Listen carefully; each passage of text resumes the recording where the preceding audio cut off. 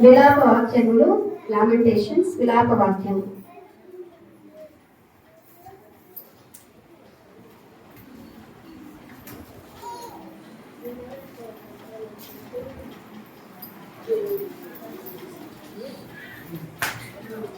Bibles ఉన్న వాళ్ళందరూ open చేయండి. విలాప వాక్యములు 3వ అధ్యాయము. విలాప వాక్యములు 3వ అధ్యాయము 23వ వచనం. అనుదినము నూతనముగా ఆయనకు వాత్సల్యత పుట్టుచున్నది.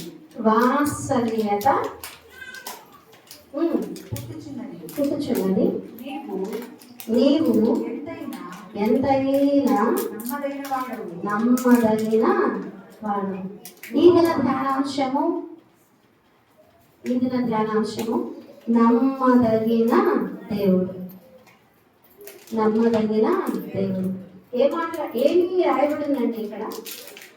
అనుదినము మన ఎడల నూతనముగా వాత్సల్యత ఆయన కలిగి ఉన్నాడు. జాగ్రత్తగా వినండి, కొద్ది నిమిషములలోనే ముగింపులోకి తెస్తాను. ఏం కలిగి ఉన్నారు ఆయన మన ఎడల? చెప్పాలి, ఏంటది? వాత్సల్యత. ఏంటి అర్థం వాత్సల్యత అంటే? అర్థం ఏంటి? కన్సర్న్ అంటారు ఇంగ్లీష్లో. దీని అర్థం ఏంటంటే జాలి కలిగి ఉండడము, దయ కలిగి ఉండడము, సహనము కలిగి ఉండడం. మన గురించి మన ఇంట్లో వాళ్ళే సహించలేదు, సహిస్తారా? దేనికైనా ఒకటి ఉంటుంది, ఏం చేసి అక్కడ పాయింట్ ఉంటుంది, థ్రెషోల్డ్ వాల్యూ ఉంటుంది. అది పీక్ వెళ్ళింది అనుకోండి, బరస్ట్ అయిపోతాం కదా. అవునా కదా?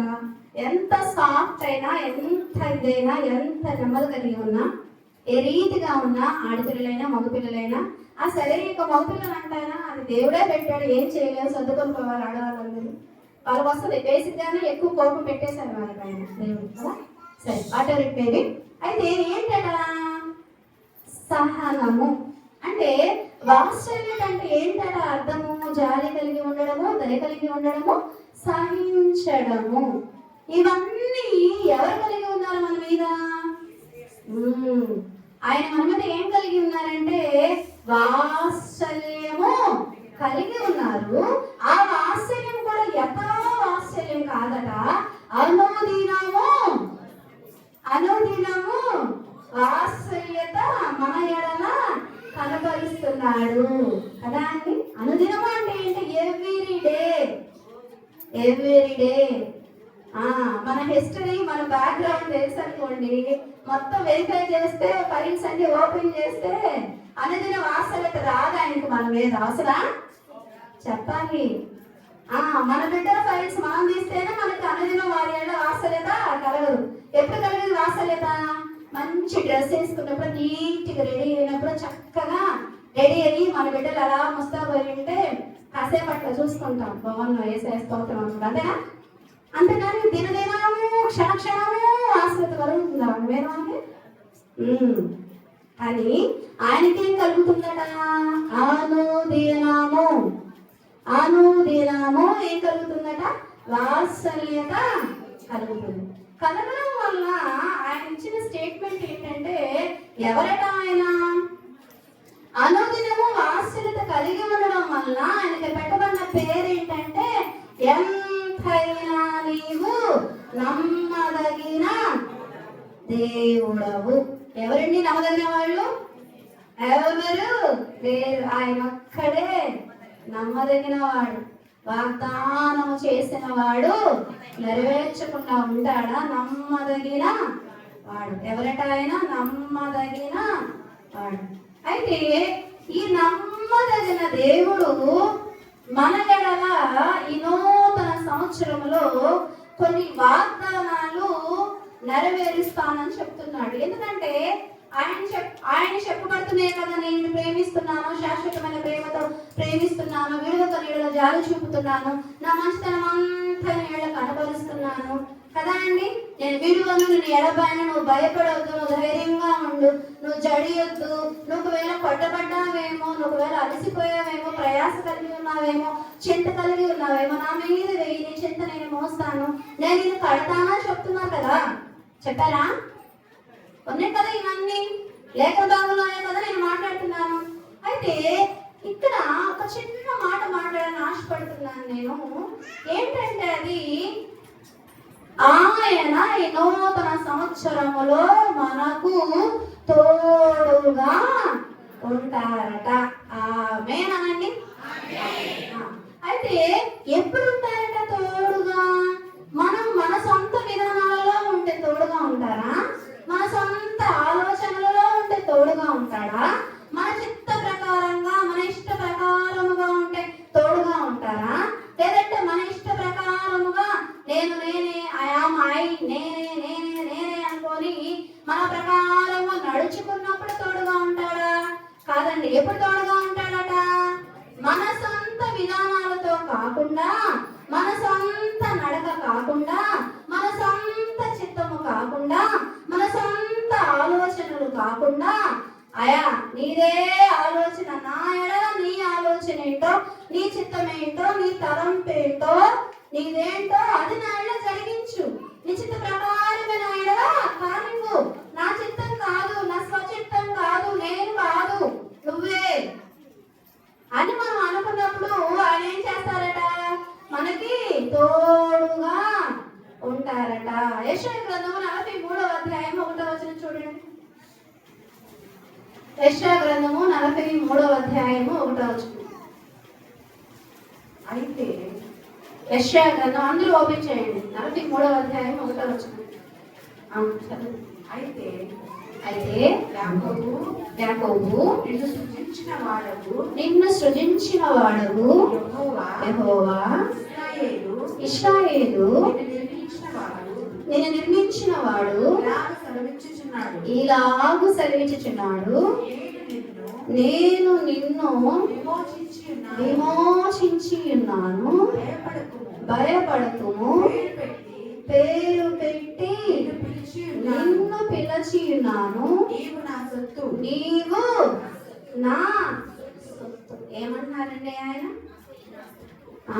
నువ్వు నెమ్మదిగా ఉన్నావేమో, నెమ్మదిగా ఉన్నావేమో, నువ్వు అలాగే ఉండు, ఏం పర్వాలేదు, నువ్వెవరు వీరు భయపడద్దు, నేను నీకు తోడుగా ఉన్నా, నేను విమోచించా. ఎన్ని పేర్లు పెట్టారు? నిన్ను సృజించిన యెహోవాను నేనే యాకోబు, అలాగే నిన్ను నిర్మించిన వాడను నేనే ఇశ్రాయేలు. ఎన్ని పేర్లు పెట్టారు మనకి ఇక్కడ? యాకోబు అన్నాడు, ఇశ్రాయేలు అన్నాడు.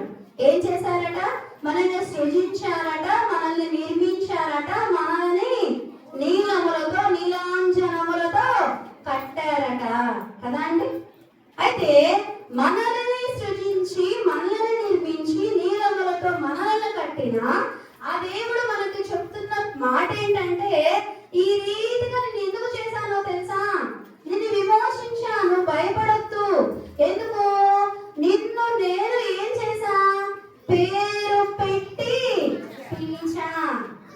పేరు పెట్టి పిలిచా. నువ్వెవరివి? నా సొత్తు. నువ్వు నా సొంతం. ఎవరివో కాదు. దిగులు పడొద్దు, భయపడొద్దు. నువ్వు విమోచించబడ్డావు, నువ్వు నా సొంతం, నాకు ఇష్టం నువ్వంటే. ఎవరు ఇష్టపడక్కర్లే, ఎవరికో మన సొంతం అవ్వక్కర్లేదు. ఎవరికి సొంతం అవ్వాలి మనం? దేవునికి సొంతం. మనం వెలవడం కాదు. ఏసయ్యా నువ్వు రావాలి, ఏసయ్యా నువ్వు రావాలి, ఏసయ్యా. ఏం చేయాలా? ఆయన పేరు పెట్టి. ఏం పేరు పెట్టి? యాకోబు, ఇశ్రాయేలు, నువ్వు నా సొంత బిడ్డవి, నువ్వు నా సొంత జనానివి, నీ పేరు నాకు తెలుసు, నీ పేరు పెట్టింది నేనే, నేనే ఇశ్రాయేలుగా నీకు పేరు పెట్టా. పేరు పెట్టి నిన్ను పిలిచా. నిన్ను పేరు పెట్టి పిలిచింది ఎందుకు? నిన్ను ఇబ్బందులు పెట్టడానికి కాదు, నిన్ను భయపడని చెప్పడానికి కాదు. నువ్వు జడియొద్దు, ధైర్యంగా ఉండు, నువ్వు నెమ్మదిగా ఉండు, నువ్వు భయపడొద్దు అని చెప్పడానికి నిన్ను పేరు పెట్టి పిలిచా. కదా అండి? కదా అండి? ఏం చేశారట? మనమందరము ఆయన యాకోబులమట, మనలందరిని ఆయన సృజించారట, మనమందరము ఆయన ఇశ్రాయేలులమట. అంటే మనలందరిని ఆయన నిర్మించారట. అలాగే మనల్ని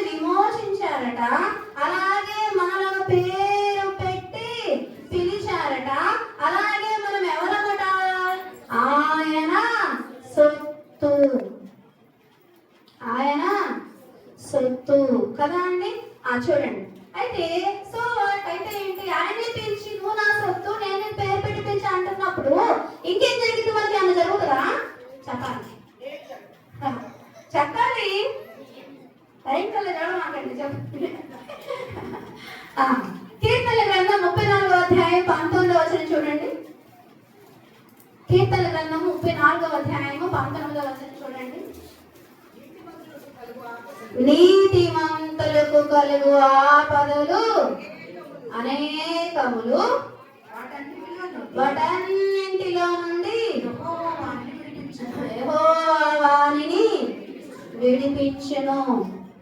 మామూలుగా రావండి శ్రమలు కదా. వలసలాగా పొలసలాగా ఉన్న వాళ్ళకే శ్రమలు కదా.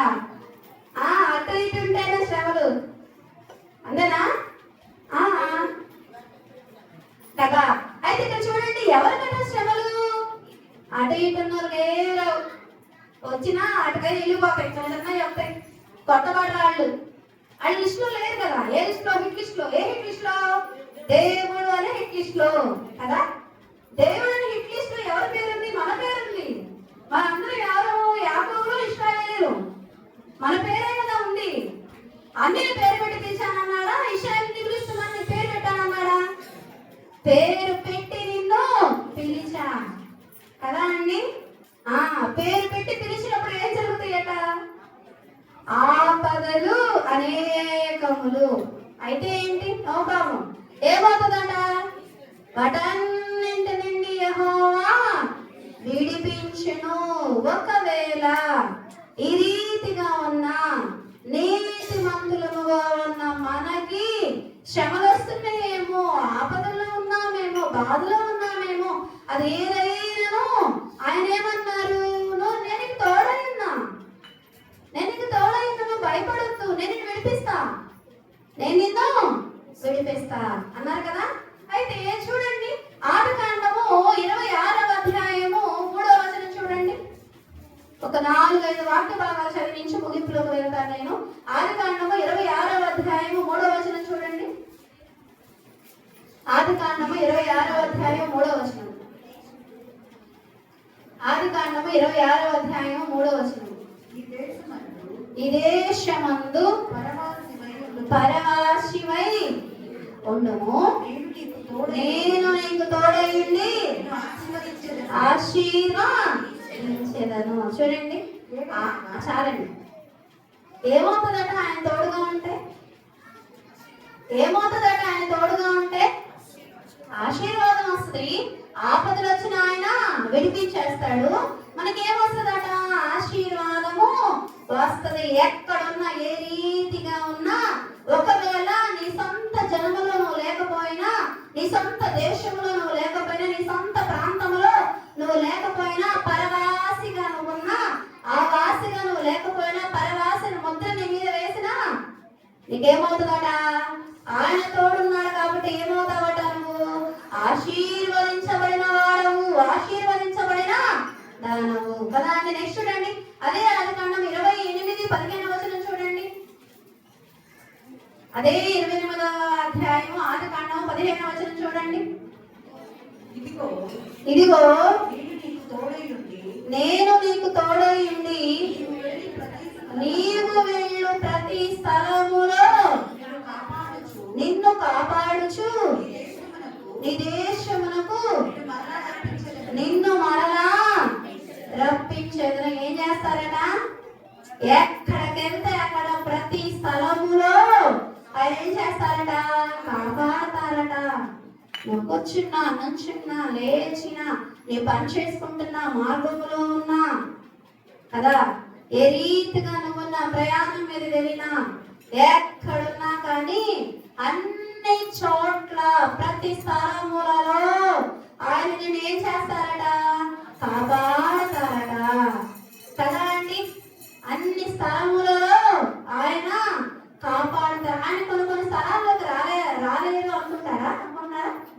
ఎక్కడికైనా ఆయన వచ్చేస్తారు. మనం వెళ్ళలే. ఆయన ఈ లోకమంతా ఆయనదే కదా.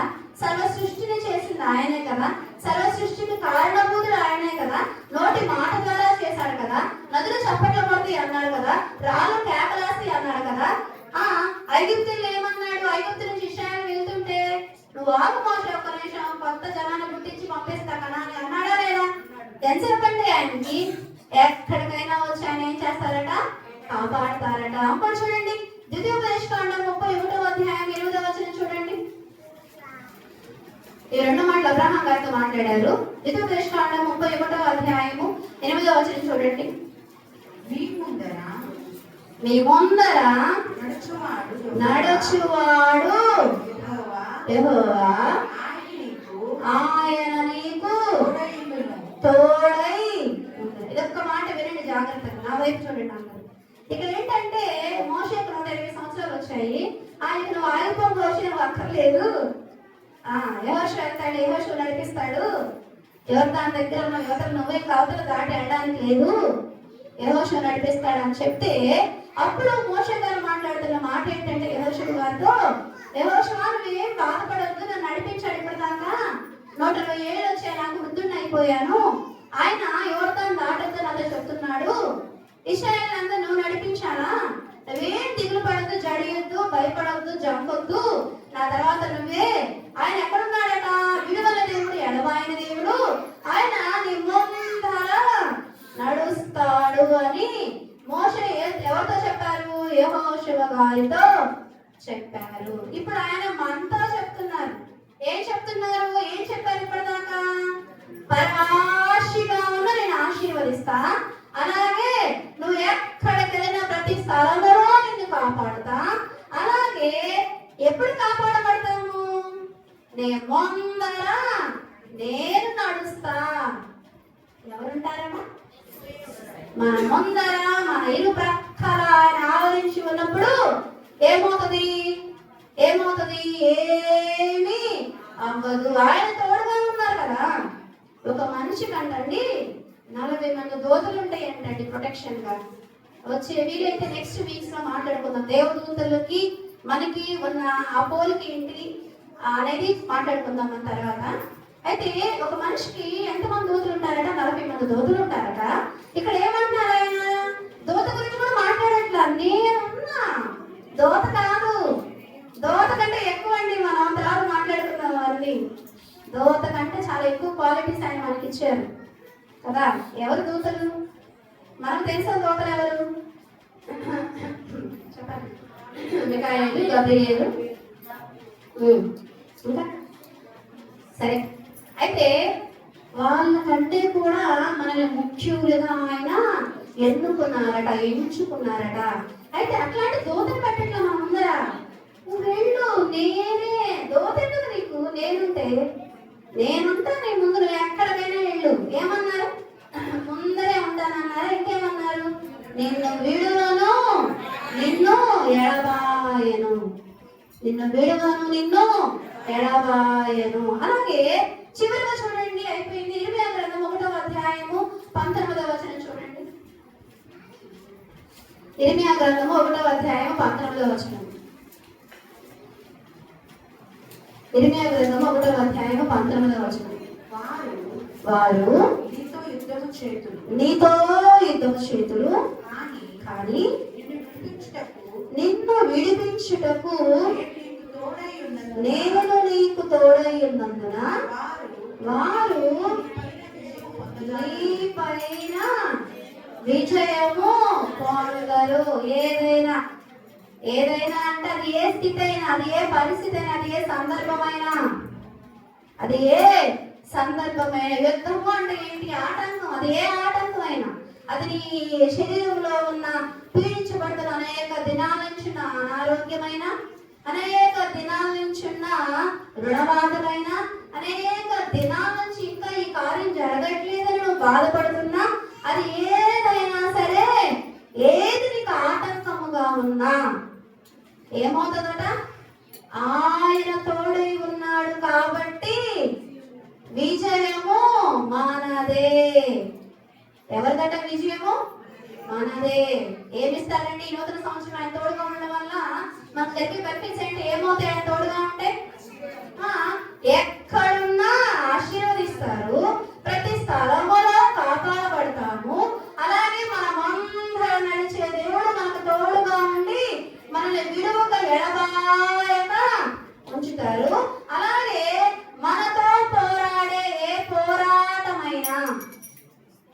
అది ఏ పోరాటమైనా, నువ్వు ఏ పోరాటం కలిగి ఉన్నా ఆ ప్రతి పోరాటం అంతయు, ఆటంకం అంతయు, యోద్ధం అంతయు మన పక్షాన ఆయన చేసి మనకి ఏమిస్తారట? విజయాన్ని అనుగ్రహిస్తారు కదా అండి. ఎప్పుడండి ఇవన్నీ? ఆయన తోడుగా ఉన్నప్పుడు. ఆయన ఎప్పుడు తోడుగా ఉంటాడు? ఎప్పుడు తోడుగా ఉంటాడు? మన సొంతం, మన చెత్తం నేను కాకుండా నువ్వేనయ్యా, నీ చిత్తమేనయ్యా, నీ రాజ్యమయ్యా, నేను నీ ఆలోచనయ్యా, నా ఆలోచన అనుకున్నప్పుడు ఆయన మనకు తోడుగా ఉంటాడు. తోడుగా ఉంటే ఇవన్నీ కూడా మనకి, మన కుటుంబానికి, తరతరాలకి, సంఘానికి అన్ని విషయాలలో ఇవన్నీ కూడా ఆయన అనుకూలపరిచి అనుగ్రహించుతారు కదా. దేవుడు తన వినికిడిలో ఈ వాక్యం అంతటిని దీవించి ఆశీర్వదించి ఫలవంతం చేయను గాక. ముగింపు ప్రార్థన ఆశీర్వాదంతో సెలవుస్తుంది. మహాగరుడ, మహోన్నతుడ, సర్వాధికారి, స్తోత్రములు ప్రభ. నాన్న ఇంత కనుక ప్రభ, మీ కృపలో, కాపుదలలో, మీ చిత్తంలో, మీ ప్రణాళిక చెప్పిన ప్రభ, పాడుతున్న పాటలు ప్రభ, అదే రీతిగా చదువుతున్న ప్రభ, నాన్న మేము చెల్లించిన స్థితులు ప్రభ, అదే రీతిగా రెండు విడుదల ప్రభ, మాతో మాట్లాడిన మీ ధ్యానాంశాలన్నింటిని బట్టి ప్రభ, మీకు కోట్ల కొన్ని వర్గములు పరిశుద్ధిగా చేరువులందరూ కూడా ప్రభ, అది ఏదైనా వచ్చిందంతయు వారి ప్రయాసంతయు కూడా ప్రభ మీ మీద మోపి ప్రభ, అయ్యా నీలములతో వారి పునాది వేయబడుటకు, నీలాంచనములతో వారు కట్టబడుటకు అయ్యా మీ కృప చూపినందుకు మీకు స్తోత్రములు ప్రభ. అదే రీతిగా ప్రభ అయ్యా మేము పరవాసులుగా ఉన్నా అయ్యా ఎక్కడున్నా కూడా మీ కాపుదల అయ్యా మీరు విడుదల ప్రభ. నాన్న అయ్యా మమ్మందరం మీరుండి ప్రభ, అయ్యా అందరితో కూడా ప్రభ, చేరవలసిన బిడ్డలందరితో కూడా నాన్న, అదే రీతిగా మైకు శబ్దం ద్వారా బిడ్డలందరితో కూడా ప్రభ, అయ్యా మీరు మాత్రమే ప్రభ తోడుగా ఉండి ప్రభ, అయ్యా ప్రతి విషయం అందరూ కూడా ప్రభ, అయ్యా మీరు మాత్రమే నాన్న, అయ్యా అయ్యా అయ్యా ప్రతి ఒక్క బిడ్డ పక్షమున పేరు పేరు వరుస వారి యొక్క ప్రతి పోరాటమును ప్రభ, అయ్యా అయ్యా మీరే ప్రభ యుద్ధం చేసి ప్రభ, సమస్తమును తీర్చి ప్రభ, మీ నెమ్మదితో ప్రభ, మీ క్షేమముతో ప్రభ, అయ్యా చేరవచ్చిన ప్రతి ఒక్క బిడ్డ పేరు పేరు వలసిన ప్రభ, అయ్యా అదే రీతిగా ప్రభ మైకు శక్తి ద్వారా వింటున్నారయ్యా, అయ్యా వారందరికీ కూడా ఈ రీతిగా ప్రభ, అయ్యా మీరే ప్రభ, అయ్యా సమస్తము అనుగ్రహించినందుకు మీకు స్తోత్రములు ప్రభ. అయ్యా లోకంలోనికి వెళ్తున్నామయ్యా, అయ్యా మీ ఉపకరణములు ప్రభ, అయ్యా మీ ధైర్యము ప్రభ, మీ శక్తి ప్రభ, మీ ఆలోచన ప్రభ, అయ్యా ఈ సమస్తమును ప్రభ మేమందరము కలిగి ప్రభ లోకములో అయ్యా క్షేమముగా ఉండి ప్రభ, నెమ్మదిగా ఉండి ప్రభ, అయ్యా ఇక్కడ జరుగుతున్న ప్రభ ప్రార్థన కోడికలకు ప్రభ, వచ్చే పర్యంతము ప్రభ నిరంతరిని ప్రభ, అయ్యా నీ పాదాల చెంత ప్రభ, అయ్యా నీ రక్తపు కంచెలో ప్రభ, అయ్యా మీ హస్తాలకి ప్రభ, మీ బాహువుకి ప్రభ అప్పచెప్పుచుండగా ప్రభ, అయ్యా మీరే వారందరిని మీ కౌగిలిలో భద్రపరచమని ప్రభ, మీ రక్తపు ముద్రలో ఉంచమని ప్రభ, వీటన్నింటితో అందరినీ నింపి ఆశీర్వదించి పొంగి పొర్లించమని ప్రభ, అయ్యా మీరే తోడై ఉండమని ప్రభ, అయ్యా మీరు హస్తము పట్టుకొని నడిపించమని ప్రభ, వారందరి ముందర మీరుండమని ప్రభ, అయ్యా మీరే మీ కృప చూపమని, అయ్యా ఈ మనవలన్నీ కూడా ప్రభ అందరిలో మీరు నెరవేర్చినందుకు మీకు స్తోత్రములు చెల్లించుకుంటూ త్వరలో రానైన యేసుక్రీస్తు పరిశుద్ధమైన పుణ్య నామమున అడిగి వేడుకుంటున్నాము తండ్రి, ఆమేన్. ఆశీర్వాదం. ఆయన ప్రేమయు కృపయు పరిశుద్ధాత్మలోని సహవాసం కూడి వచ్చిన మీ అందరికీ తోడై ఉండును గాక. ఆమేన్. అలాగే నేను ఒక మాట ప్రార్థన చేస్తాం. పరిశుద్ధుడా నాన్న మేము మాట్లాడుకున్న